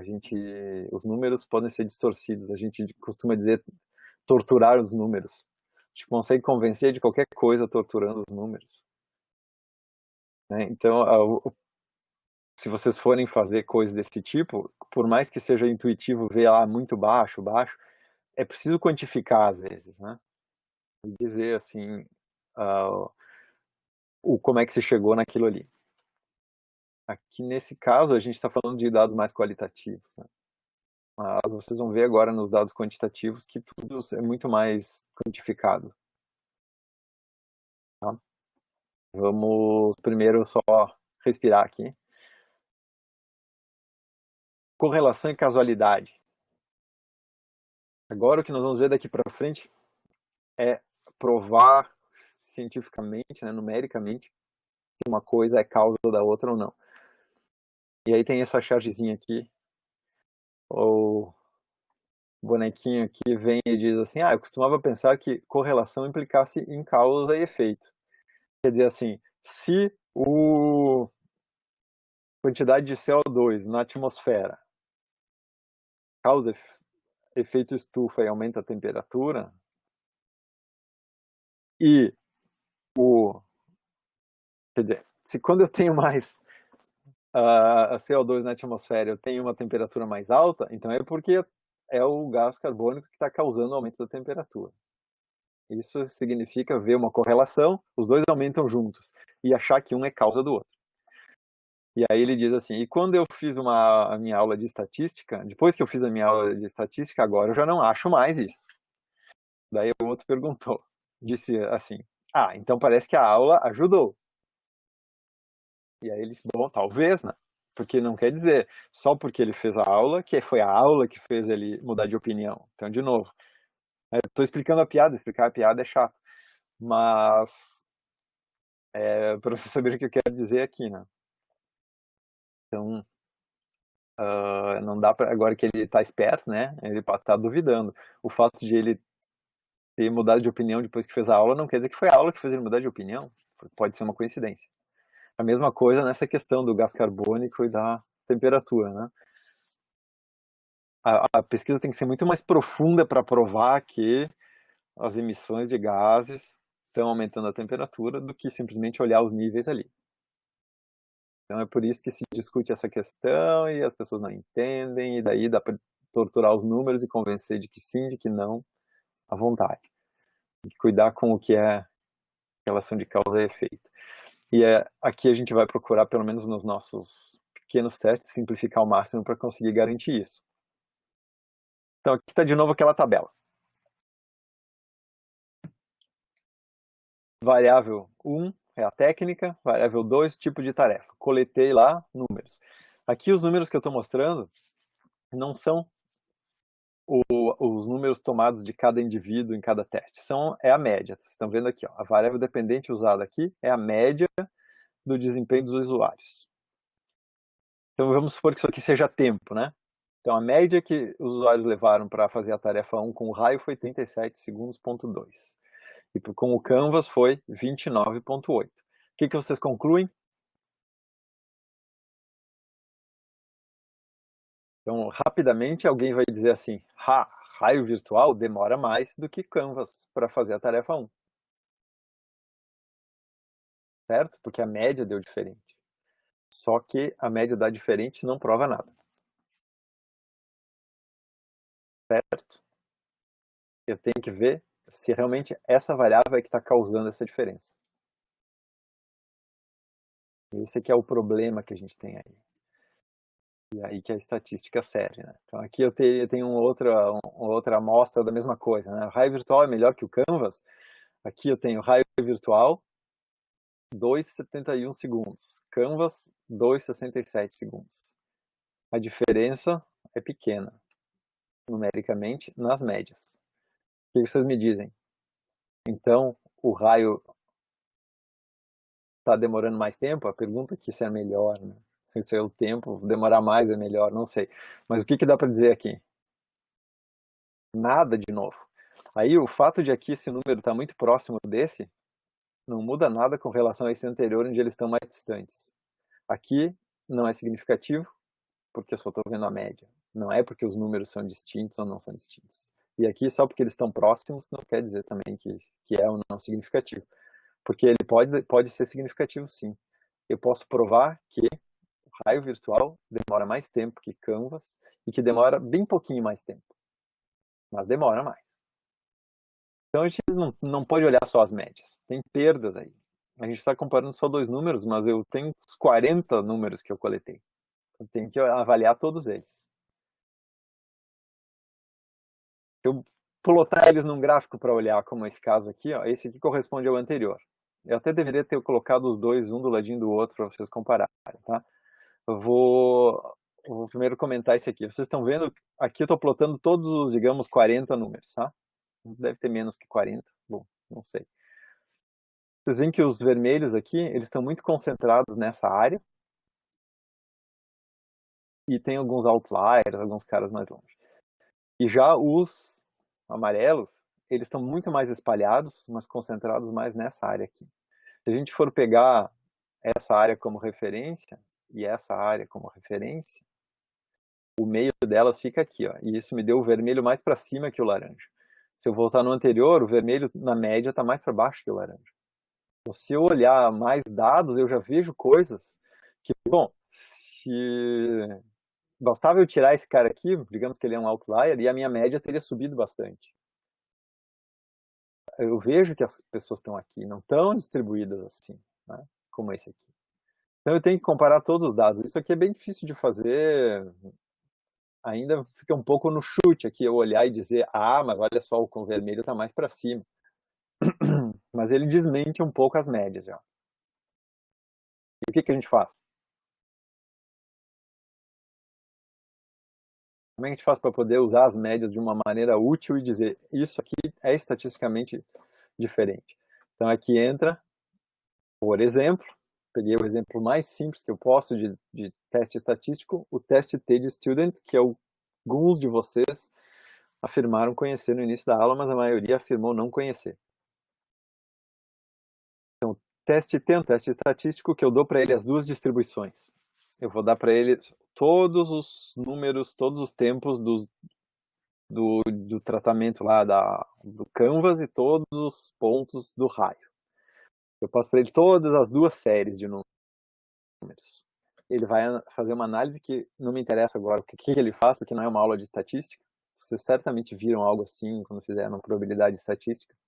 Eu vi, mas não me lembro. Tá? Então tem uma questão lá de fazer a distribuição lá para a curva de Gauss, e aí tem lá uns pontos críticos na curva, uma coisa que não me lembro mais direito. Mas o que ele faz então? Ele pega uma variável dependente, o teste T se adapta a isso. Uma variável dependente, o que é no nosso caso? Tempo, por exemplo. Tempo medido é a variável dependente. Obtida de dois tratamentos de uma variável independente. Vocês têm que saber ler isso aqui. Uma variável dependente é a técnica. E os dois tratamentos são Canvas e raio. Certo? Então eu tenho dois tratamentos de uma variável independente e tenho uma variável dependente coletada. Sempre que eu tiver uma situação assim, duas técnicas de interface. Então a técnica é uma variável, que eu tenho duas, eu posso ter três tratamentos e tal, mas aí eu tenho que comparar par a par. Tem que pegar, selecionar 2 para comparar aqui. E uma variável dependente, tempo. Se eu tiver também o número de erros, eu analiso separado. O teste T só pega uma variável dependente e uma independente, 2 tratamentos. E ele compara as duas amostras. E aí ele me dá um resultado. Ele dá vários números lá no resultado, que alguém que conhece estatística vai saber interpretar direitinho. Para nós, o que é mais importante? O P. Eu já falei lá no início. P é a probabilidade de que a diferença seja aleatória. Então, é a probabilidade de a hipótese nula ser verdadeira. Mas eu não preciso nem me quebrar a cabeça com isso aqui mais. Se eu decorar que o que eu quero é um P menor que 0,05 para ter significância estatística. Então, muitas vezes, as pessoas usam o P e nem sabem o que ele significa isso aqui. Elas só decoraram que um P menor do que 0,05 já quer dizer que a confiança na hipótese, então 1 menos o P, né, vai dar mais que 95%, e eu tenho então mais que 95% de chance de a hipótese ser verdadeira, ou seja, de que a diferença das médias realmente é uma diferença significativa estatisticamente, ou significante estatisticamente, tanto faz. Então ela pode ser bem pequena a diferença, mas ela é significativa. Ou ela pode ser bem grande e ser significativa, ou não ser significativa. Geralmente, quando ela é muito grande, há uma probabilidade maior de eu conseguir achar um P menor aqui, mas não é forte essa correlação. Certo? Vocês vão ver quando fizerem alguns desses testes aí. Se vocês obtiverem um valor desse aqui, que eu tinha antes, vou voltar, esse aqui, e o P for menor que 0,05, vocês vão dizer que há uma diferença significativa entre essas médias, que o raio virtual demora mais, mas essa diferença não é muito grande. É isso que vocês vão dizer, porque a diferença a gente vê que não é muito grande, mas ela é significativa. Se der um P maior ou igual a 0,05, então vocês vão dizer que não conseguiram detectar nenhuma diferença. A diferença que foi medida no teste, ela não é significativa. Ok? Então eu acho que para hoje, se vocês souberem isso aqui, vocês ganharam um dia. Mas eu ainda tenho mais vários slides para... Eu vou aproveitar nesses 5 minutos que nos restam do tempo regulamentar, só para dar uma ideia, e a gente vai discutir alguns deles na sequência, tá? É para dar realmente uma ideia do todo agora, que eu foquei ali no teste T. Mas tem outros testes estatísticos. Quando vocês têm um número diferente de variáveis, né? Olha aqui, essa aqui compara uma variável dependente obtida de N tratamentos com M variáveis independentes. Quer dizer que agora eu posso ter tamanho das bolinhas, distância, densidade, quantas variáveis independentes eu quiser. Essas N. E para cada uma delas, N tratamentos. Tipo, os tamanhos de bolinha tem 3 tamanhos diferentes. A cor de bolinhas tem 5 cores diferentes. Então, esses são os tratamentos. São N para cada N. Desde que eu tenha uma variável dependente medida, né? O tempo, ou o número de erros. E aí a nova analisa todas elas juntas. É como se fosse um bloco de testes T rodando em paralelo com influências entre os fatores. É uma coisa mais complicada. Se chama ANOVA, Análise de Variância. E ela também me dá um P, isso que é bom. Tá? O P é a mesma coisa, exatamente a mesma coisa que dava o teste T, só que ela dá isso para as várias variáveis independentes. Então, depois de fazer uma nova, eu ainda posso selecionar daí 2 das variáveis que dê um P mais interessante e analisar elas separadamente fazendo um teste T. Certo? Isso existe. Mas tem mais um detalhe importante. Bom, mas eu não vou falar desse detalhe importante agora. Eu me lembrei aqui de uma coisa, né? Se vocês conhecem de estatística, já se deram conta, a nova e o teste T elas só servem quando eu tenho uma distribuição normal das amostras, certo? Então, pode ter casos em que elas não são distribuições normais e aí eu não posso usar essas técnicas aqui. Eu não entendi a pergunta, Jonathan. Existem distribuições dependendo do número de elementos? Quer dizer o quê?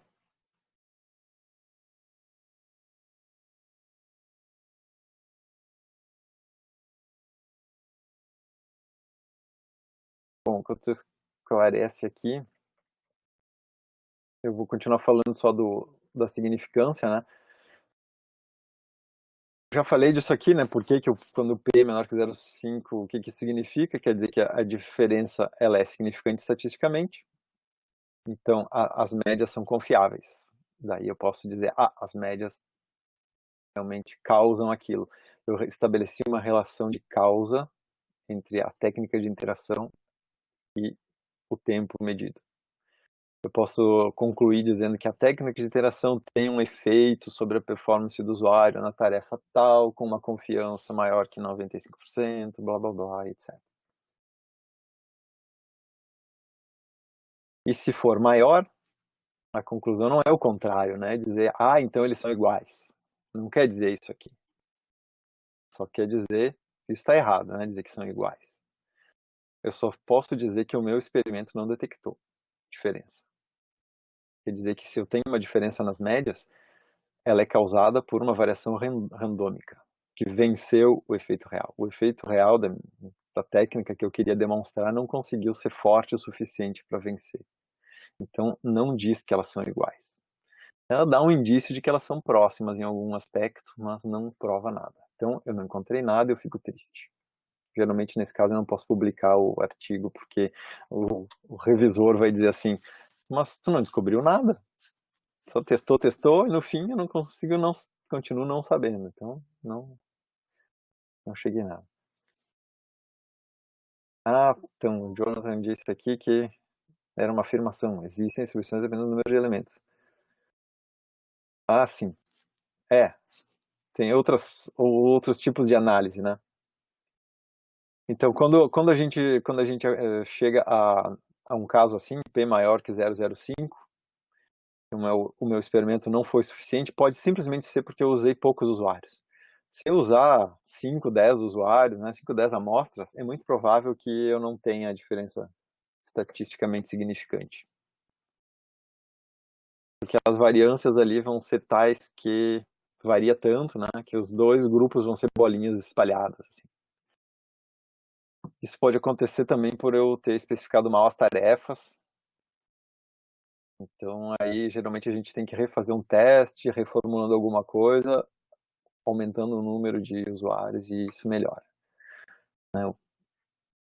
Eu posso usar esse teste aí e ele vai me dar um P. Aquela diferença. Aqui só está falando de ferramentas para fazer isso. Eu mencionei planilhas no Excel que tem a função de teste, mas nós vamos usar R. E aí eu vou fazer uma outra poll aqui. Quantos de vocês já usaram R? Mesmo que não saibam muito bem. Eu, por exemplo, eu responderia sim nessa pergunta. Mas eu não sei muito bem R. Mas eu sei usar, já usei, já fiz gráfico, já fiz análise estatística, já carreguei tabelas. E já esqueci como fazer, né? Se eu for fazer agora, eu tenho que aprender de novo. Porque eu vou ter que fazer para a semana que vem, só sabendo de novo como fazer isso. Mais da metade da turma, que bom. Tá? Bom, quase metade da turma. Vamos lá. Estou publicando aqui, nós temos mais da metade da turma que já usou R. R é uma linguagem que, na verdade, tem um interpretador, né, para essa linguagem, e tem ambiente de desenvolvimento que a gente usa para facilitar, e ela tem embutida nela funções para eu carregar os meus dados, agrupar, fazer médias, fazer gráficos, fazer análises estatísticas e várias outras coisas. Então a gente escreve scripts nessa linguagem, não é difícil de aprender, porque a gente sabe programar, acaba sendo relativamente tranquilo. E é isso que nós vamos usar, ela é livre, gratuita, milhões de pessoas usam no mundo inteiro, tem bastante documentação. Tá? E tem outras ferramentas, tem gente que usa Python para fazer isso, Tem outras aqui que eu menciono, biostat, usado na biologia e outras. Esses exemplos de planilha aqui são meros exemplos mesmo, né? Em R, geralmente a gente tem aquela tabela como eu mostrei antes, para cada usuário, os valores todos. Então, para o usuário 1, condição 1, esse valor. Para o usuário 1, condição 2, esse valor. E, na verdade, é o contrário do que eu disse antes, né? O que eu disse antes é o que aparece no Excel, né? Para cada usuário eu tenho todas as medidas para as condições. Assim. Mas isso são só costumes.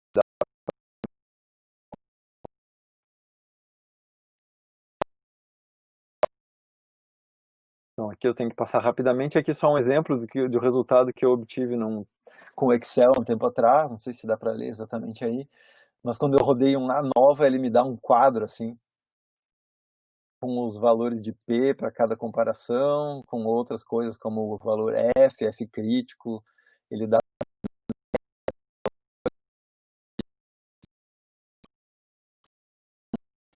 embaixo são testes T pareados. Eu não vi aqui com vocês que é a diferença se ele é pareado ou não, se é two-way a nova, ou se é one-way a nova, que são variações em cima desses testes estatísticos. Tá? Mas ele dá assim uma tabelinha para a gente com os valores que a gente precisa obter. Algumas funções elas dão menos.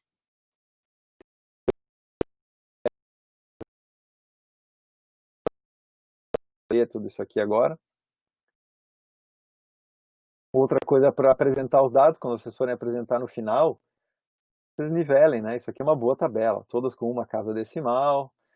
Para que fazer sem nenhuma casa, duas, três? Né? Tem que usar a casa mais significativa e pronto. Então, às vezes é uma só, às vezes duas, às vezes três, mas para todo mundo igual.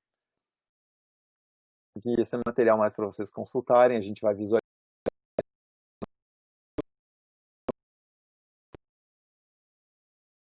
médias ou contagens.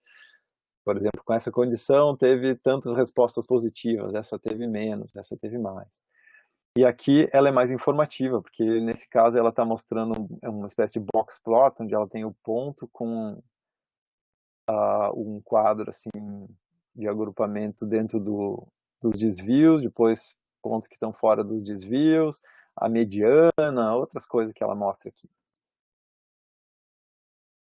Pergunta sobre quantos usuários, geralmente me perguntam.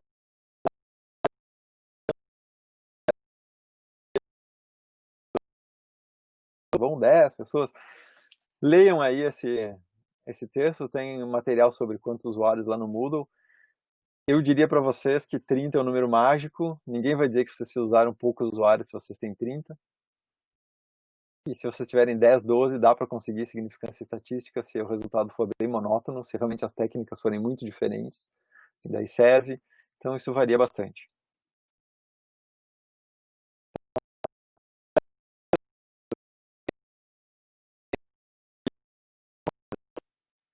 É para escolher o teste estatístico. Então, aqui eu vou estar repetindo eles, eu não vou falar, é só falar da escolha. A gente, antes de tudo, teria que fazer um teste de normalidade. Ultimamente a gente tem usado o Shapiro-Wilk, tá? Mas tem os Kolmogorov-Smirnov também. É um teste de normalidade, eu passo meus dados e ele me diz, as distribuições são normais ou não são. Se são normais, eu posso... são normais, daí eu tenho que usar um teste para distribuições não normais. Daí tem esse algoritmo aqui, ó. Se testou normalidade e ela for normal, usa a nova ou um desses aqui, teste T, Tukey's, etc. Se não for, daí o else, daí eu faço um teste não paramétrico desses aqui. Se for within subjects, que vocês vão consultar e depois vão lembrar, né? Cada pessoa faz todos os tratamentos.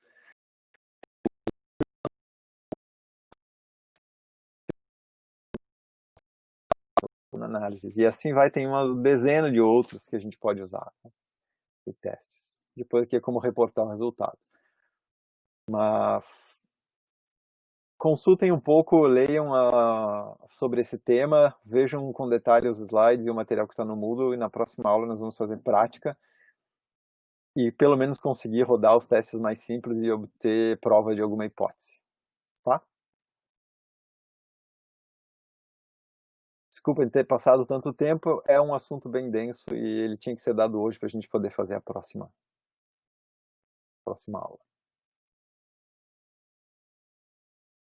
E era isso. Se vocês têm alguma pergunta ainda, quiserem ficar aqui para fazer a pergunta, tudo bem. Quem precisar sair, pode sair, está terminado o conteúdo. E se não, podem me mandar depois pelo Moodle também, dúvidas ou por e-mail. Nós vamos ter também uma aula depois da próxima aula de análise estatística. Nós vamos ter mais uma aula para revisão, para a prova, onde vocês vão poder tirar dúvidas. Ok? Então, vou terminar por aqui.